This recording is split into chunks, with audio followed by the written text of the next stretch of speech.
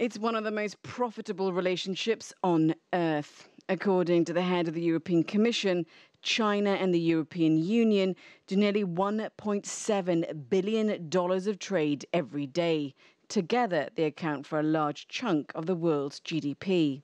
But whereas China exported some $422 billion into the EU, investments flowing the other way from the EU into China was about half of that. EU companies have long lobbied for better access to Chinese markets. At the EU-China summit in Brussels on Tuesday, a breakthrough, with China promising equal treatment for European companies.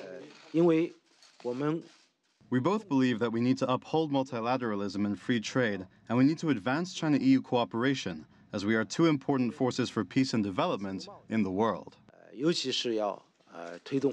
Premier Li said foreign companies would not be forced to hand over sensitive information as a trade-off for operating in China. He agreed to set up a dispute mechanism for handling complaints. The EU Commission President welcomed the change. The European position is clear.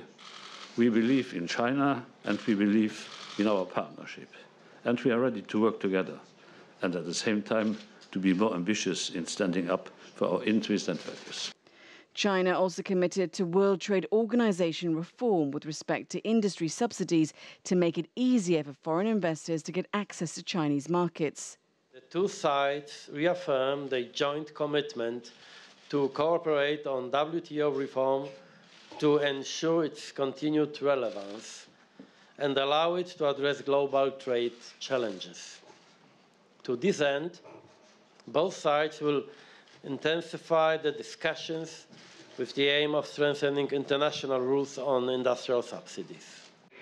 And in Brussels, both sides agreed to conclude their comprehensive agreement on investment by 2020. And that could really help to eliminate barriers and improve market access, especially for European companies. Mariam Zaidi, CGTN, Brussels.